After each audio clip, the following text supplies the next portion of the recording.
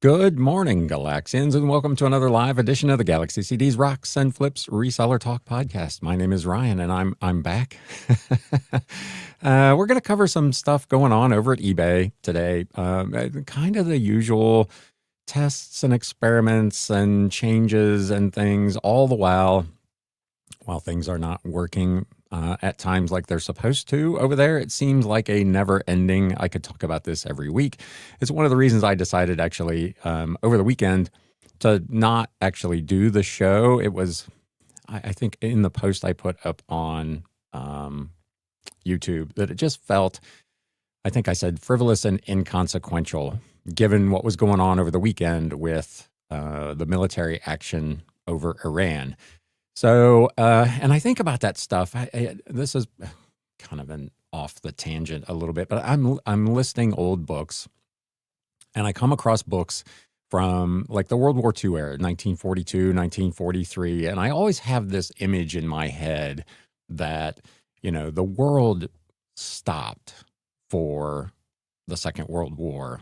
You watch documentaries or whatever, and it just feels like everything revolved around that. And as somebody, a couple people commented on the post I put up over the weekend, life does go on. Things continue.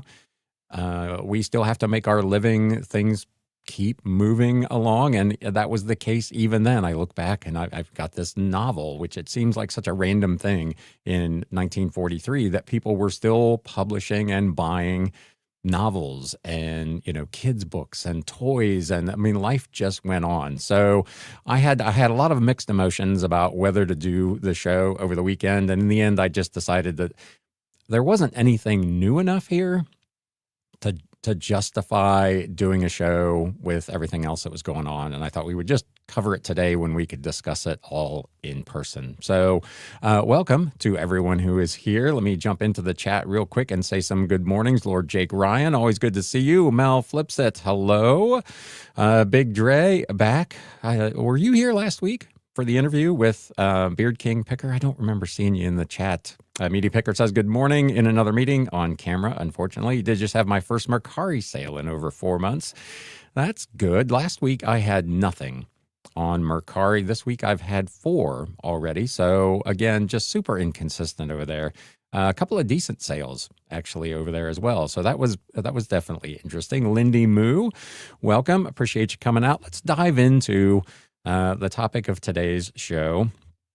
There's some stuff going on over at eBay that I thought was interesting. This first one, eBay is testing, or apparently was testing at least last week, a 30-minute delay from the time a person makes a purchase to allow buyers to cancel or make changes to orders. This obviously met with some derision in the selling community, especially for those who sell on multiple platforms. This article and all these, I think, appeared over on Value Added Resource. Hat tip to Liz. eBay appeared to be testing a feature that would allow buyers a 30-minute window after completing payment in which to cancel or update shipping and payment details on orders. We've all had that instance where a buyer will purchase something, and then 5 minutes later you get an email saying, oh,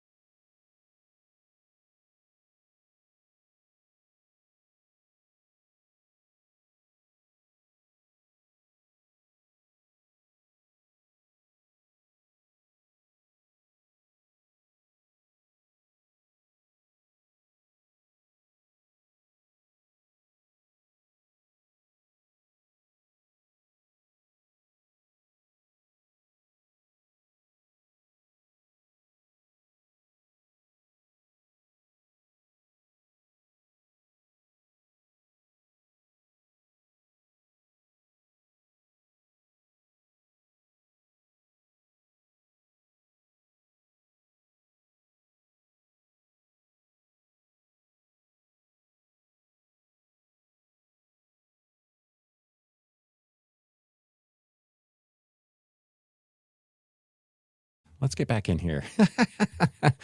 This technology, man, I'm telling you. Is that back? Let me know. Sometimes Windows just disconnects my mic for some reason. Let's just go back into the chat here. Summer slowdown never hits too hard when you sell summer clothing. There you go. Yep. No sound. I believe it's back. There you are. Yeah, I don't know why it does that. I was trying to record something the other day for another project and the mic just dropped. So anyway, if you are following along on the screen there, you'll note that essentially what was going on was eBay is allowing a 30-day or 30-minute window for orders to be canceled or changed prior to the order being sent ultimately to the buyer, or to the seller rather, which can create all kinds of problems for those of us who cross-list on multiple sites. If you don't get notified that that item is sold on eBay for 30 minutes, there is a chance you're going to sell it somewhere else beforehand on wherever, Etsy, Mercari, whatever. Then you'll go to eBay, delete the item, then this order comes through for an item that you no longer have available, and you're forced to cancel an order, which is obviously a big problem. I can understand, and I don't know when the mic cut out because I didn't see it flare up there. These kind of warnings, these kind of messages for a buyer to be able to make a change realistically should happen before they commit to making the purchase. So just give them the same message even before they click buy or pay or whatever the end thing is. I haven't bought anything on eBay in so long I don't actually recall. But this is a test apparently that's been going on. Not everyone has been seeing this. Let me know what you think of this. Again, it's a feature that probably has some merit, but I think it's being done in the wrong place by being done after the sale has been quote unquote completed, and then having a 30-day delay or 30-minute delay before notifying the seller that there's been a sale. Speaking of problems with eBay, I don't know if you've been experiencing any of this, but I'm getting less than half of my sales notified to me through the Android mobile app. So that's not working right either. So I'm not even getting notifications once these sales have gone through. So interesting. Again, it's a concept that makes sense on the surface, but I think it's being done potentially in the wrong place. More changes over at eBay. They're testing moving category breadcrumbs to item specifics in a compromise to try to please sellers. This is something that's been going on for a while. They keep moving things around.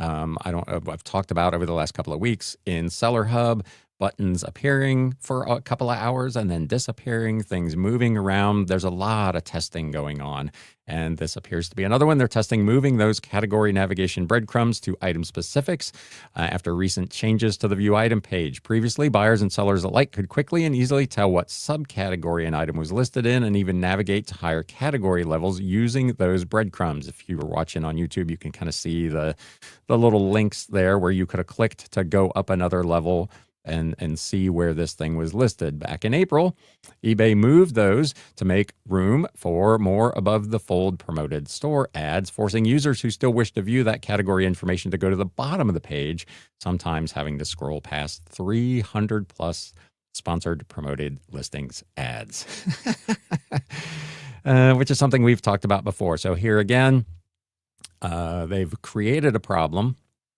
through multiple steps in this case. And now they're trying to fix the problem by reintroducing this stuff, but in a different place, which in theory would still be more difficult to find than had they just left it alone to start with.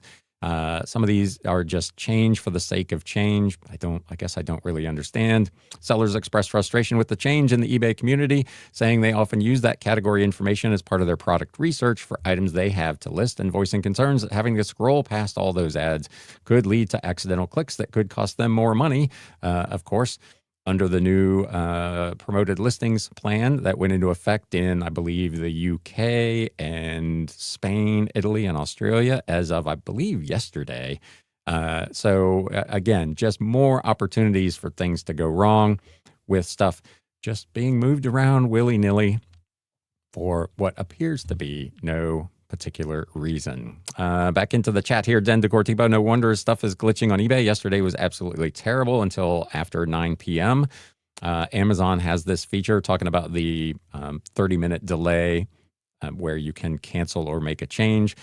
Amazon does have that feature. And in a case where, and this is probably more true on Amazon than it is on eBay, especially for sellers like us, if you've got, it's a new item and you've got dozens or hundreds of them, having that momentary delay is probably not a big deal. But if you're someone like me, for instance, who has 11,000 plus things, but they're all one-offs, when that item sells, I need to take action on other platforms so that I don't end up in a situation where I've sold it multiple times. So that delay on a one-off item can be really potentially problematic. That said, I've only had a couple of instances in 5+ years now of doing this where I've had an item that I didn't get deleted quickly enough, but adding another 30 minutes into that loop could be a problem. Dentacor says, I never get offers. Buyers send on my phone, but my wife gets them on hers. Been that way for 2 years now. I talk about it all the time. It's weird how inconsistent it is, even within whatever ecosystem, whether it's iOS or Android, a Samsung phone versus a Google phone versus another, the difference between how things function on the web versus the mobile or the mobile app. It's just, there's no seemingly rhyme or reason to how these things work. Gen X collects, welcome. eBay is a pain, especially with their shipping, getting weird tracking that starts with ES. That's interesting. I don't know what that would be. I don't currently use eBay's shipping. I did for a long time, but I switched everything over to Pirate Ship. I wonder what that ES, has anybody else seen that? I know with like international shipping, if you're doing international, those tracking numbers are really funky, but anything inside the US normally has just the normal tracking number, I guess, unless it's whatever that the trading card eBay standard envelope deal is. Another change that eBay is looking into, seller opinions, of course, are split on an eBay plan to discontinued an all selling page. I've got to be honest, I've been on Seller Hub for the better part of 5 years. I had forgotten this page even existed. eBay is considering removing the all selling page experience as the Seller Hub changes continue, sparking, of course, mixed opinions among sellers in the forums. eBay is considering removing the all selling page. Why? Why would eBay want to remove it? There's a blue banner under all selling that reads, we are considering removing access to the all selling page, and asks for feedback on the matter. Some sellers express frustration with the change, with a few even going so far as to say they will leave the platform if the all selling page is removed. In 2021, the classic selling page was removed because of old code, the computer programming. It's something that we talk about here pretty regularly. There's so much legacy code on eBay that sometimes when they make these changes, obviously it causes glitches because it doesn't play nice with the older code. This was a case where they completely removed that functionality because of the potential for that problem. It was keeping the platform from new features. They said, the all selling page is my go-to. In my opinion, this writer said, Seller Hub is made for retail sales of new items with large volume. Like I said, I've been using Seller Hub essentially since I got back on this full time. It's almost 6 years. I like Seller Hub. I've not been on this all selling page in as long as I can remember. So I can't speak to what the differences are. If you can in the chat, let me know if you have a preference one way or the other. I've just grown accustomed to the Seller Hub. It's like a lot of these changes.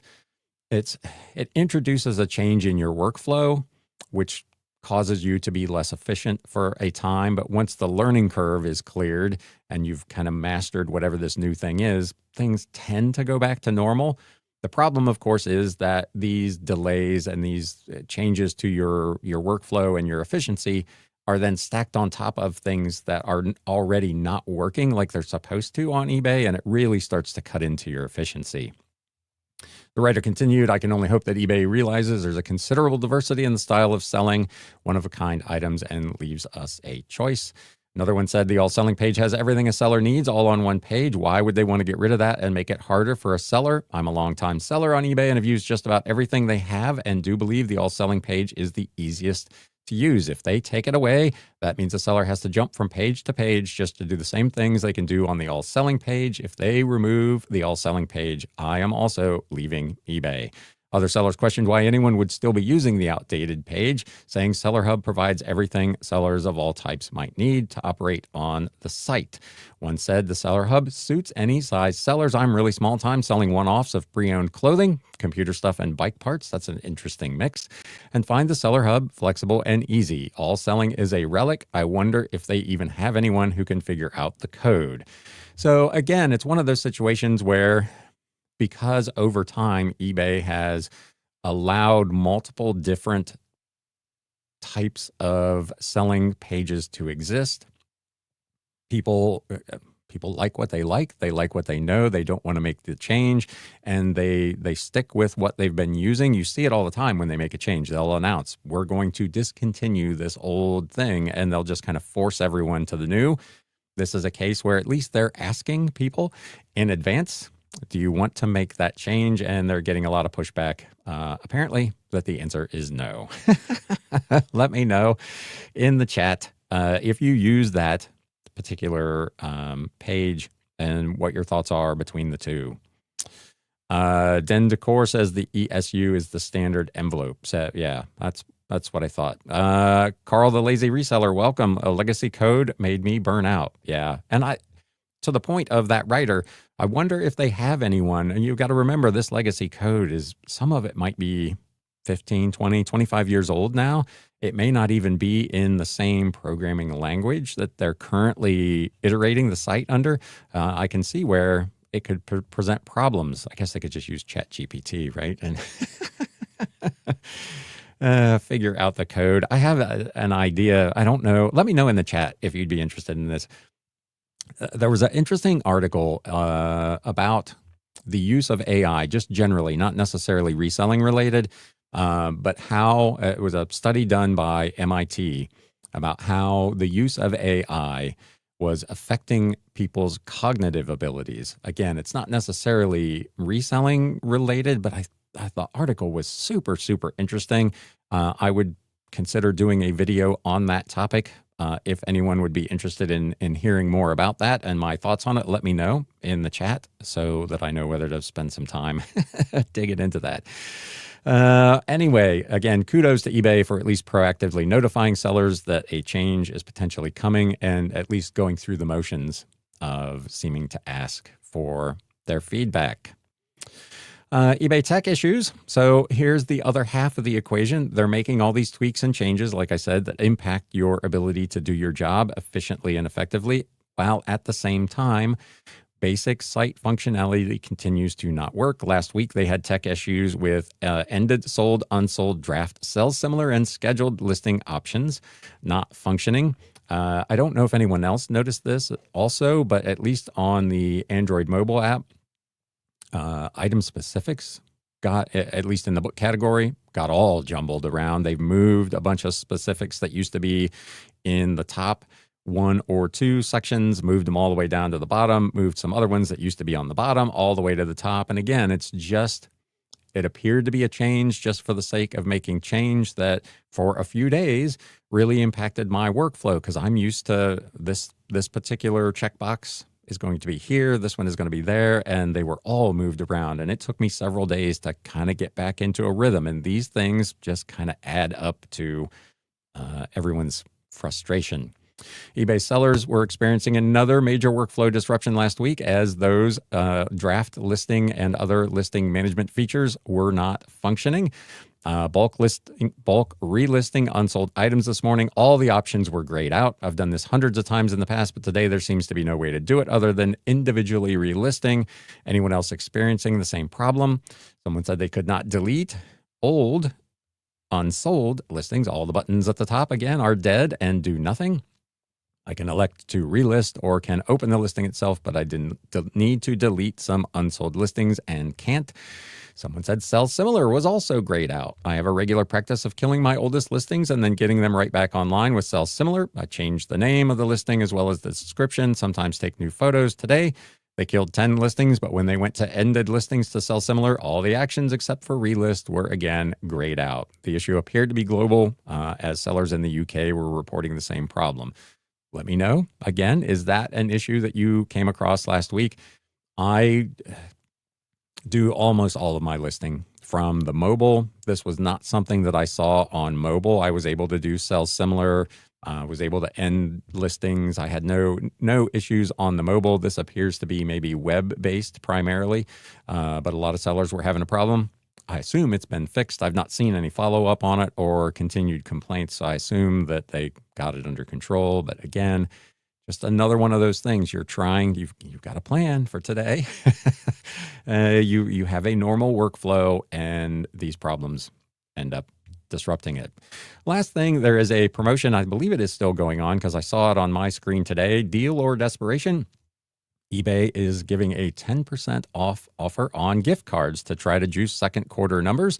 Like I said, it popped up on my screen today, so it apparently is still running. eBay puts a twist on a discounting strategy, offering 10% off of purchases of eBay gift cards. The new promotion launched last week on, looks like the 18th, hoping to entice shoppers to buy gift cards before the end of the month.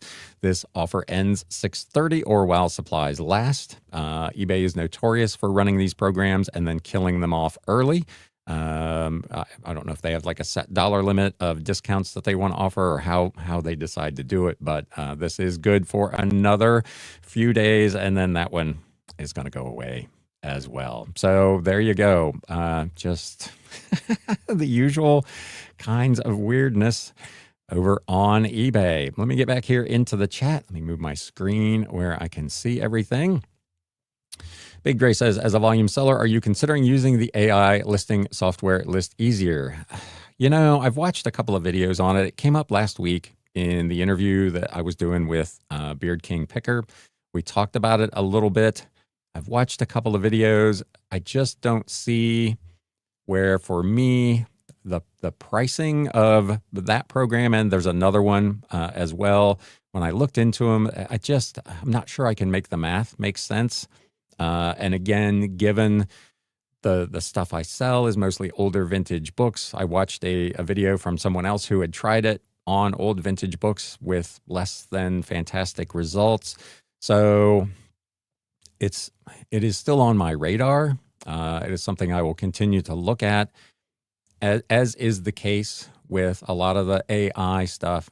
One of my concerns is, and especially this would apply for newer sellers, if you rely on that tool to kind of do that research and that pricing, you run the risk of not learning whether a particular book is valuable or not, because you're not having that kind of interaction with the research. You're letting the tool do it and either, electing to discard the book or list the book. But I'm not sure you're mentally grasping all of those books and whether they're valuable. And then you go to another sale and you haven't learned anything about those books, and you're standing again in front of a table full of hundreds of books and you still don't know what to look for. So I would be a little concerned about that. There is something to be said from the learning process about going through those steps and learning things and taking the pain and the time rather than relying on a tool to do it for you. So I still have concerns with the accuracy and the efficacy of it, in addition to the pricing, but it's not something I've completely ruled out, but I clearly have some thoughts. Trail Chapter says, definitely interested. Thank you. I appreciate that. AI is wild. I can see her movie becoming a real social issue. Not even kidding, says Carl, the lazy reseller. Yeah, there are several recent articles about people that have developed relationships with their AI chatbot, and it has led them to some pretty dark places. So It's a very interesting and very scary time. I was talking about it with somebody the other day. We had a little discussion through some Facebook chat, but I'm trying to think who it is. Somebody just did a show about the AI slop and the amount of it that is in social media. And I commented that my feed on Facebook and on Instagram is probably coming up now on 40 or 50% of stuff that I can tell just by looking is AI. It's not a real photo. It's not a real video. It's clearly something that someone has made using AI. And a lot of folks, to be fair, are not that discerning. They'll look and they'll see, whatever, a bomb being dropped in a place or, a car going over a cliff, and they'll think that is real. And in many cases, it is not. And a lot of those videos and a lot of those photos are not labeled, as they probably should be, as being AI generated. It is a very, very messy situation, in my opinion. Mel Flips at eBay sent me a survey twice, finally responded that the changes were too much. When I started in 2022, eBay was easier than Etsy. I'm overwhelmed by all the things changing so fast. And that is another issue with eBay, because there are things in multiple places on the site as both a buyer and a seller in terms of how they do, the things they're using AI for within the site, the things that do or do not work at any given time, the tweaks, the constant, like I said, even within the course of a few hours, I'll go in to do my cross listing and I'll go to the listings tab. And one time there'll be a button for promoted listing eligible. And the next time that button won't be there. And I'll have to use the all filters drop down to find my listings that are eligible for promotion. There are just things that keep changing and changing back. They make a change, it doesn't work, they turn it off, and it gets to be pretty overwhelming. This can be, as I said in the video I did a few weeks ago about managing your stress, can already be stressful enough. And then you layer in all of these changes that happen pretty much all the time. I mean, it is ongoing, never ending. It seems like changes on eBay. And I've talked about previously, there comes a point where these tech companies need to take a pause and make sure that everything that they've tried to implement and everything of the basic functions work consistently. Nothing's ever going to be perfect, but you should have better than 90% uptime on this stuff. And in a lot of cases, they just don't, and it really makes it stressful as sellers. Beard King Picker, welcome. Good to see you. Thanks for coming out. Den Decor says, I'm in the same boat, having a hard time justifying the cost at the moment. Yeah, the one, I can't remember what the details were. Was it 100 listings for $49.99, and then it's like 50 cents a listing after that? That is, for me, right now I'm doing 200 listings a week. So the base plan wouldn't even get me half a week's worth of listings. That's just cost prohibitive. And a lot of these books, again, if you're a high volume, low dollar seller, if your cost of goods sold on an item is 30, 40, 50 cents, you can sell it for $4 or $5 plus shipping and make some money. But if you add another 50 cents onto that thing, suddenly it becomes a little more interesting about whether you can profitably sell those low cost, high volume items. So again, not sure it's for everyone. It clearly has a place. I think they'll be successful with it. I think both of those programs ultimately will probably do pretty well, but it's clearly not going to be for everyone. Stitcher, I know nothing about computer programming, but I would guess that there are times functions have to be turned off temporarily when they are programming some things. They are open 24/7 after all. That is true. Most of these companies have like a kind of a fake site, if you will, in the background where they're supposed to be able to test a lot of these functions before they introduce them into the wild. If you're a video gamer at all, that doesn't always work because virtually every game you buy today has a day one patch. So something that fell through the cracks. But it's, again, the amount of stuff that comes out that doesn't work right off the rip, and again, causes problems downstream that you would think they should be aware of that they're not, seems awfully high to me. Having spent some time working, and I'm not a programmer either, but I did spend some time kind of in and around the periphery of that industry. And it just seems like something that a company the size of eBay should probably be better at. But again, that's just my opinion. Beard King Picker says that's a good point. Carl, the lazy reseller, says people have told me that using a phone is not true reselling. Those people are a lot more quiet now. Yeah, I've never understood. That's one of the things we've talked about before. Yeah, again, there's a million ways to skin a cat. Some people use their phone just to take pictures and then complete their listings on the computer. Some people use a camera. They don't mess with the phone at all. Some people are like me that do all the entire process from research to final listing on my phone, on my mobile, on the mobile app. So there's different ways to do everything. Whatever workflow works for you. If AI is a tool that helps you, even stuff like the AI description generator on eBay, which we've talked about previously, that I don't happen to think I don't like the descriptions that it generates, so I don't use it. And I can tell, and I'm sure you can too.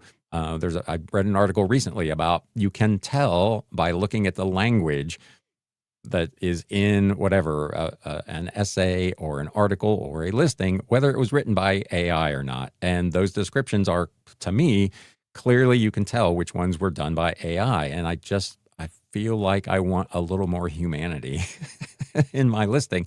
But that's just me. You can choose. You don't mind that AI fluff that ends up in that description. And for you, that workflow is quicker and easier. By all means, you should do it. I'm not here to tell anybody you shouldn't be using AI. But I do want to make sure that people understand, as you just said, there are different ways that you can do this. There's no right or wrong.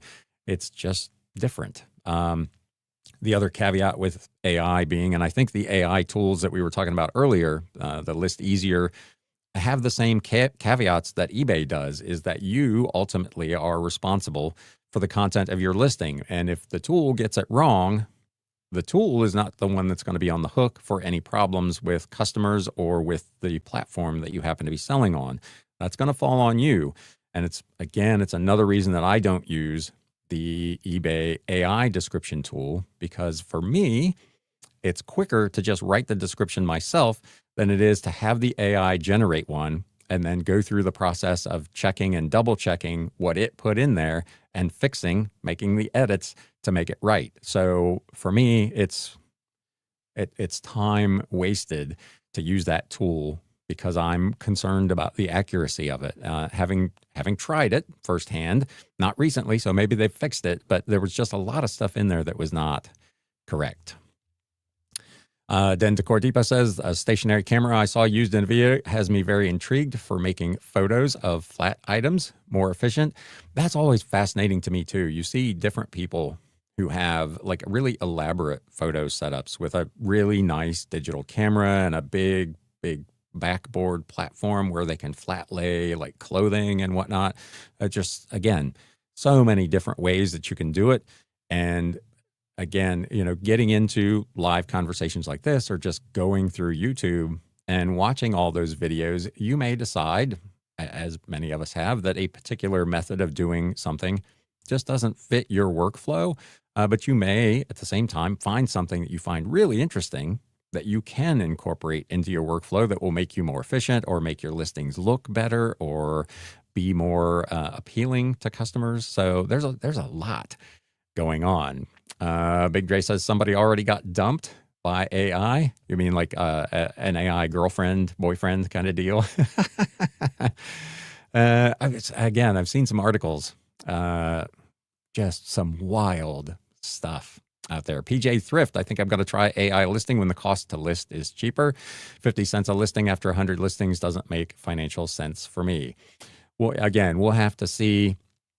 I don't know enough about them to know what their target market is. Are they aiming this more at kind of new sellers, hobby sellers, people who don't have a lot of experience and aren't going to be listing a ton of stuff, where 100 listings might be enough if you're part-time?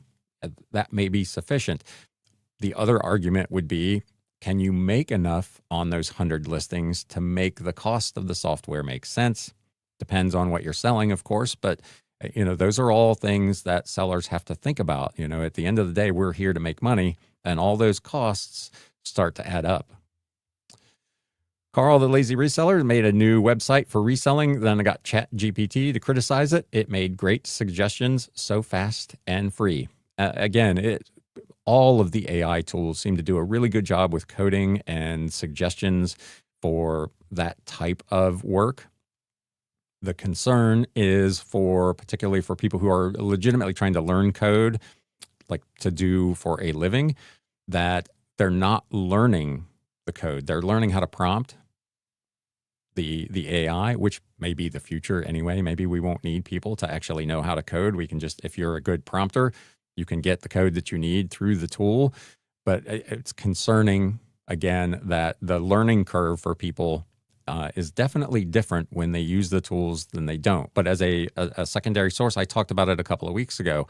When I'm trying to do research on a particular topic, I will ask Google Gemini to give me a list of sources and a summary of a particular topic that I can then go and do further research on. I don't just take their raw result and try to generate a script from it. So I'm taking that next step. But yeah, it can be a fantastic tool to help kind of jumpstart your process. Big Dre says, I prefer listing with the phone as well, using Google Lens when I'm not sure about an item when sourcing, but I do everything else like adjustments or sales on the computer. Yeah, I'm trying to think. I do pretty much all of my edits, all of my adjustments on the mobile. I send offers in the morning, and I do my my accounting and my shipping. That's all done on a desktop, not on a mobile app. But yeah, what's your experience with Google Lens? I'm just curious because I don't use it a ton because a lot of my stuff is so old. It doesn't have any references, and it seems to return a ton of irrelevant results for me. But then Decor says, I'd love eBay's AI to literally write a description from the key item specifics. I'll add defects and boom, done. And I feel like that's what they've tried to do. But it's still, as is the case, it tends to maybe hallucinate just a little bit. It adds in things that are not necessarily accurate. It makes changes to the things that you put into the item specifics. It's not quite there yet. And again, not to mention the fluff, the marketing fluff, the verbose language that ends up being there. Mel flips it. I love AI both for images and data. Use ChatGPT 4 and Nifty daily, but don't use it for descriptions. But I remain open for AI improvement. And it is improving, obviously, by leaps and bounds. Its capabilities are, frankly, a little frightening in how far it's advanced in a really short time frame. There was a video a couple of weeks ago about the original kind of AI-generated video of Will Smith eating spaghetti to what one of those videos looks like now. And there was another one. It was an image of a small chick picking up sticks or whatever on the ground, and what that image looked like just a couple of years ago to what AI is capable of today. It is staggering how much better it's got. And that will only continue to improve, I'm sure, which is why people are scared that it's going to be smarter than us very soon. Carl, the lazy reseller, says Google Lens is a godsend for finding things quickly, IDing things quickly. Then Decor, Google Lens hasn't been good at all lately. Grok or ChatGPT has been better. I'm curious how many people who are using AI are now using it almost exclusively for things like search. I read another interesting article the other day that web traffic to news sites is down in some cases 30 to 40% because people are no longer Google searching, or if they are, they're getting the Google AI summary at the top of the search results, and they're reading that, and they're not clicking through to the actual source, and that these chatbots are essentially scraping all of these news sites for the news, and then clearly not paying for it and not referring people through to the site, and their clicks are way down. Their business model was already suffering greatly just because of Google search generally, but AI seems to really be having a huge impact there. Trail Chapter says, do words in the description box help with search results or just the title? I wonder if AI listings with more words get found easier by buyers. I believe if you're searching on desktop, you can request that search include the description also, but by default, on eBay at least, the search does not include the description. I think there are some sites that are different with that, but on eBay, the search is looking at supposedly the title and potentially some item specifics as well. So if you've got like author or title in there, it will supposedly search for those as well, but it does not look at description unless you tell it to. Didn't know you could do that with ChatGPT, says Carl. Yeah, there are people using it for all kinds of stuff. Just add a photo and ask, what is this? Says Den Decor Depot. Carl says, I use ChatGPT for suggesting new bolos. And again, it's interesting. I'm using Google Gemini mostly when I do stuff, but I can tell it even what kind of things I want to, what kind of sources I want to use.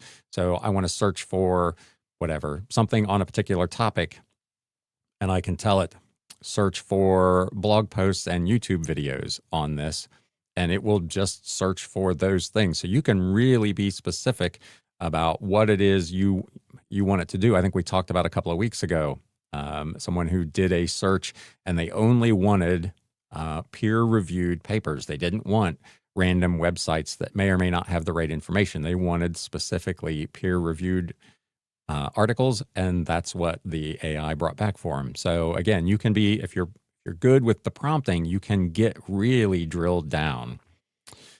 Trail Chapter says ChatGPT is so much faster at finding information. There you go.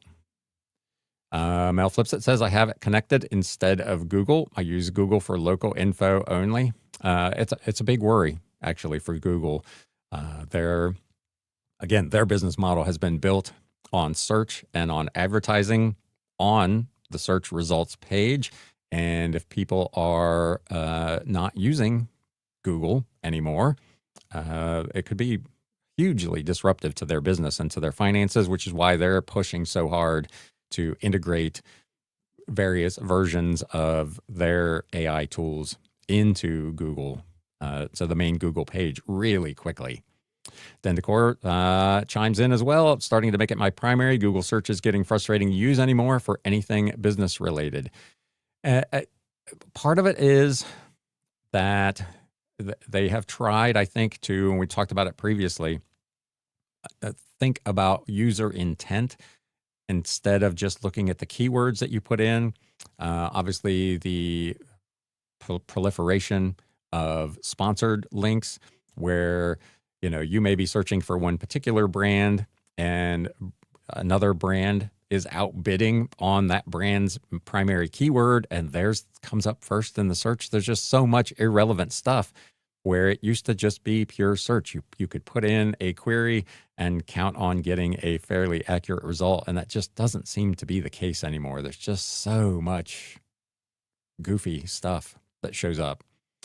Big Dre says, I only use Google Lens if I'm confused about what the item is or if the item is a higher price than I'm used to paying to see if it's worth flipping. It would be like you're out at a sale and you want to really quickly try to figure out whether something's worth picking up or not. That would be super helpful. Again, Den Decor says, leads me to believe Google ads are quickly becoming irrelevant. Yes, they're trying to figure out, there are YouTube gurus that are already telling advertisers, companies, websites, and the like, how to make changes to their own sites to make sure that they come up in AI queries. So already the kind of the third piece of that, the news sites and the whatever, are trying to find ways to have their stuff pop up if you search for it on ChatGPT or Google Gemini or whichever one you happen to be using. And that is a potential real problem for Google. Not that I, really worried about a multi-trillion-dollar company, but We are at about 45 minutes. If you have anything else you would like to discuss while we're here, let me know in the chat. Just a quick reminder, I mentioned it a couple of weeks ago. Coming in September, I am riding. I'm a big cyclist. I'm going to be riding for a Children's Cancer Fund research program. I've committed to 300 miles. Most months I'm doing almost 400 anyway, but if you would like to contribute to that, if you go to my Instagram and click on my bio, there's a link there if you'd like to donate to the cause. I am currently in the top 10 fundraisers in the state of Ohio, so I'm pretty happy with that. Over the years, this will be my 5th time riding for that charity. I've raised about $8,500 over the 4+ events now. So if that's something that you could do, I would appreciate it. I rarely ask for anything like that, but this is one that's near and dear to my heart. So I will be riding in September. I'll remind you every now and then as we get closer to that. If you'd like to donate to that cause, I would appreciate it. Again, if there's anything else anyone would like to discuss, let me know in the chat and we can go over it one last time before we get out of here for today. I hope everybody is surviving this crazy heat. Speaking of cycling, the last 2 days I've been riding indoors because it is way, way too hot out there for me. The heat index the last couple of days here in southwestern Ohio has been over 100, which is unsafe to say the least. I'm going to take a quick drink. Again, one last call. If anybody has anything else you'd like to discuss today, let me know in the chat.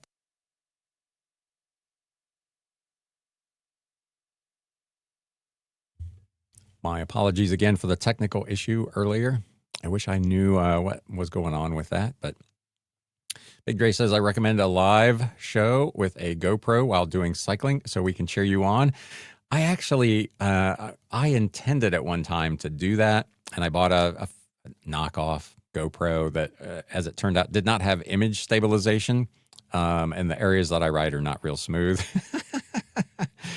So the video was essentially unwatchable, but I have thought about trying to do something where I can at least film a couple of the local rides I do. USPS pricing changes next month. Time to look at flat rates. I think it's July 10th, if I'm not mistaken. The rates change. Of course, they're mostly going up. There may be a few instances where in certain zones they'll be dropping, but for the most part, they are all going to increase in July. The second of 3 increases that USPS does. They always have the main one in January, a second one in July, and then the seasonal increase that usually happens in October that expires right when the January one kicks off generally. So they get you 3 times a year on those.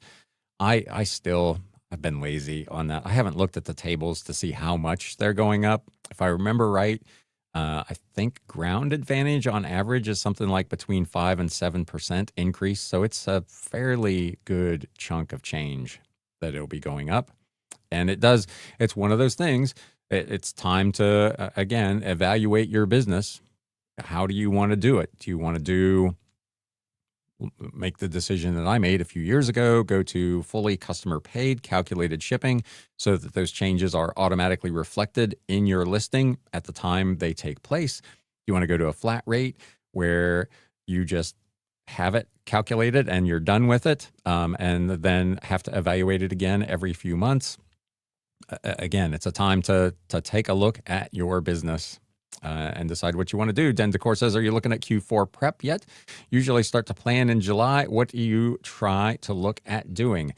I generally, because of what I sell, don't really do anything different. I'm not sourcing, like I don't do toys or, particularly necessarily giftable type items. I've talked about previously, January is usually my biggest month of the year, based on people that got gift cards in December, because it's very difficult to pick like a vintage book for a gift. You don't know, like my mom, for instance, is a big Louis Bromfield fan. It's very hard for me to keep tabs on which books she has and which ones she doesn't. So she gets an eBay or an Amazon gift card, and then she can go buy the book that she needs whenever she wants. So I don't make a lot of changes in my business going into Q4. The only things I generally will kind of keep an eye on, if there are any kind of supply chain issues with potentially not being able to get supplies or whatnot for shipping, I'll tend to stock up on that. But in terms of my like listing flow, I try to do basically the same amount of listings during the holiday that I do regularly. Anybody else in the chat, let us know. What do you do differently, if anything, going into Q4? When do you start to prep for that? If you're a back to school seller, that's going to be ramping up here shortly, and then before you know it, it will be Q4. We're already essentially to the end of June, so we're halfway through the year, and Q4 kicks off technically in October, but kicks off in earnest later that month.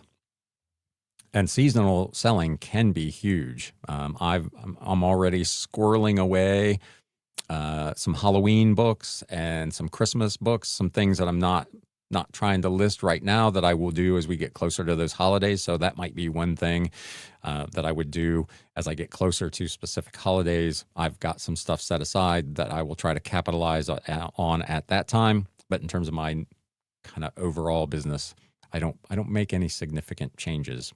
Again, let us know in the chat if you do and what those changes might be.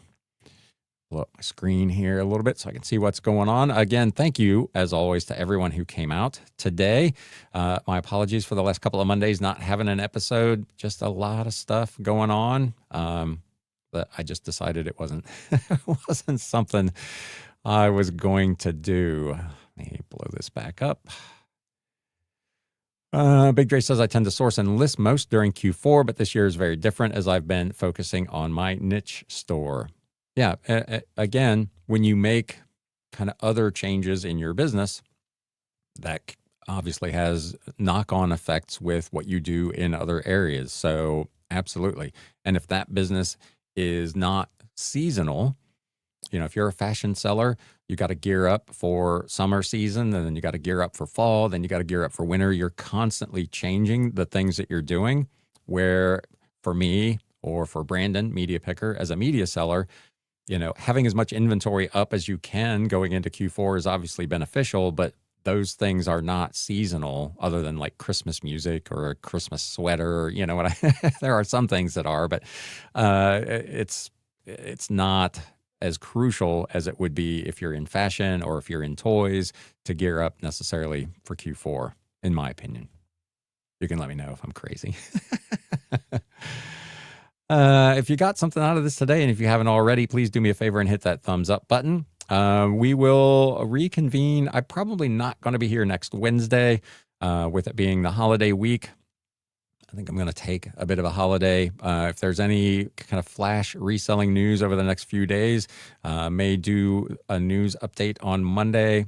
We'll probably do a video one way or the other with a pretty massive what sold recap, because I haven't done one in a couple of weeks and I've got 20 plus items that are kind of interesting. So you'll have that at least to look forward to next week. Carl says, thank you. Thank you. Again, as I always say, thank you so much for coming out, for your participation, answering each other's questions in the chat. It is always very much appreciated. Until next time, my friends, thanks again for stopping by. And now it's time to sell.